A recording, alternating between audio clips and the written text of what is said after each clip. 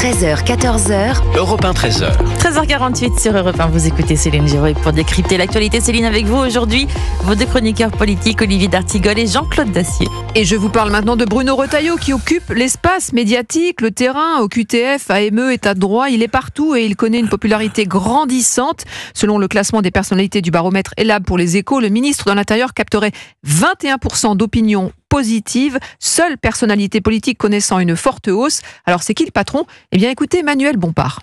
Je trouve que depuis l'installation de ce gouvernement, il y a quand même une question qui se pose, c'est de savoir si le Premier ministre c'est M. Retailleau ou M. Barnier, parce que M. Barnier tient un discours de politique générale dans lequel les mesures que vous êtes en train d'évoquer ne sont pas évoquées, et M. Retailleau, une semaine plus tard, vient avancer d'autres mesures. Dans les annonces de M. Retailleau ce matin, que j'ai eu le temps rapidement de consulter, il y a des choses avec lesquelles je suis en radical désaccord, que les choses soient très claires. Voilà, Emmanuel Bompard ce matin sur LCI, Jean-Claude Dacier. Écoutez, je pense pas qu'LCI soit appelé à prendre... Et sur la personnalité de Bruno Retailleau, voilà, qui est quand même... Moi, je suis pas, si vous voulez, chacun est dans son rôle.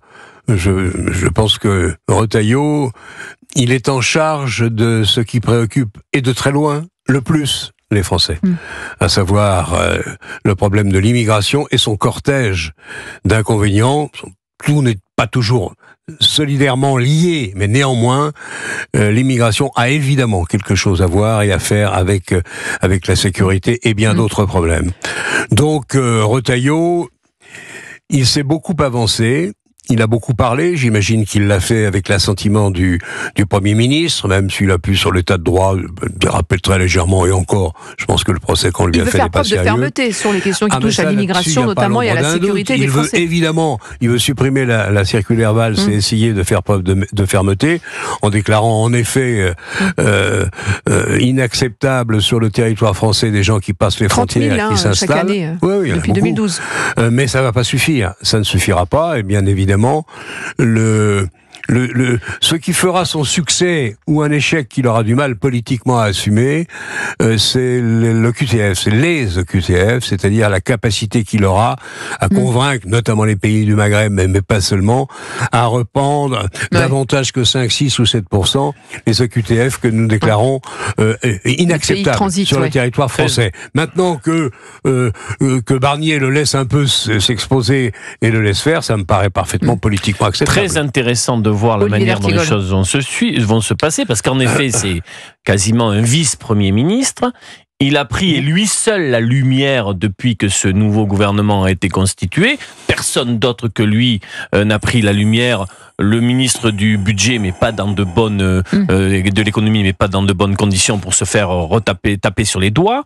Tout le plan média n'a fait l'objet d'aucun rappel à l'ordre concernant la ligne politique par le Premier ministre vis-à-vis... Quelques petites retouches de Michel Barnier, mais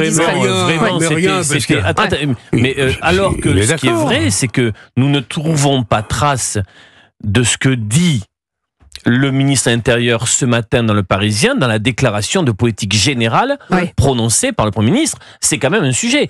Y compris, le ministre Retailleau pousse tellement les feux que ça commence à être un sujet de préoccupation dans les rangs du RN. Justement. Et la corde se tire aussi du côté du flanc gauche de la Macronie. Transition tout ça peut, à un moment donné, craquer. Parce qu'il y a une semaine, Laure Lavalette donc se félicitait de voir en lui, en Bruno Retailleau, un porte-parole du RN. Mais le parti commence un peu à déchanter, parce que le ministre de l'Intérieur, est-ce qu'il va faire une Sarkozy 2.0 et lui siphonner son électorat à force d'être mis sur le devant de la scène ? Calmons-nous un peu, attendons de voir comment tout ça va évoluer. Je ne suis pas inquiet une seconde, c'est vrai que Retailleau a pris beaucoup de lumière. Que le Rassemblement national soit un peu agacé, mon cher Olivier, pas à vous, c'est évidemment normal, puisque Retailleau vient labourer sur les plates-bandes du Rassemblement national. C'est juste une remarque, je veux pas me faire engueuler. C'est parfaitement normal que le Rassemblement national dise « Ah ben ce Retailleau décidément exagère, il reprend nos idées ». C'est possible, certaines, sûrement des idées que cultive le Rassemblement national depuis longtemps.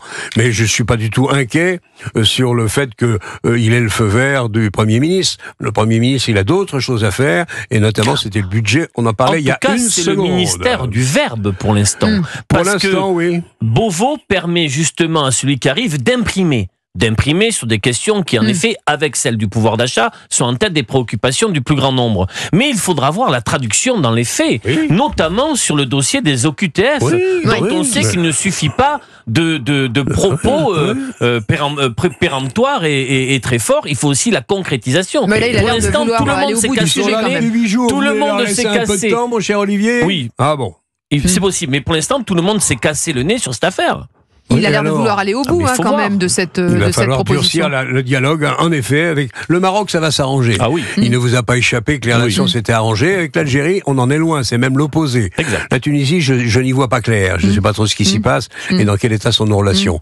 Mais il va falloir peut-être, avec l'Algérie notamment, il y avait d'excellents papiers de M. Driancourt, notre ancien ambassadeur là-bas, il y a quelques jours, dans le Figaro ou ailleurs. Je pense que lui sait de quoi il parle.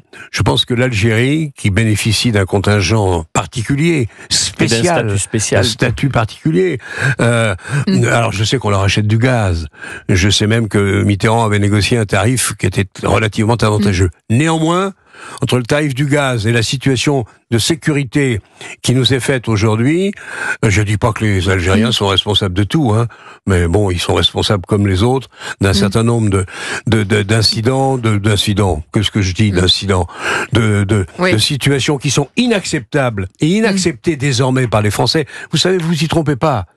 C'est l'origine de l'effondrement du macronisme. S'ils n'ont pas compris ça, les macronistes, ils n'ont rien compris. Où on agit, ce gouvernement agit. L'échec économique, justement, agir. L'échec de la politique de l'offre. Non, mon cher ami, c'est faux. L'échec de l'entreprise, de la politique pro-business, pro-entreprise. Regardez le nombre de défaillances d'entreprises. Non, mon cher ami. Regardez ces 60 milliards donnés sur la politique de l'offre. On revient au système soviétique, c'est ça votre truc. Regardez ce que dit le Premier ministre Barnier en disant l'état des finances que je trouve en arrivant. Oui, mais ça c'est Macron tout seul. Alors que le ministre des Finances nous a dit en partant de Bercy, tout va très bien. Vous remettez en cause, si j'ai bien compris, la politique de l'offre. Ah oui, ben évidemment. On a enlevé 60 vous préférez milliards un État puissant avec les résultats brillants qui sont les siens. De la puissance publique.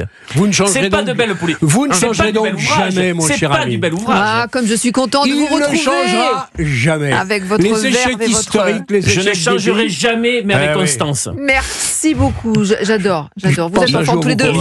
Gardez-en sous la... L'immobilisme est en marche, rien ne saurait l'arrêter.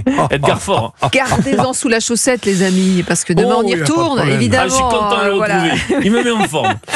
Et nous aussi, merci beaucoup Jean-Claude Dacier, Olivier d'Artigol, évidemment.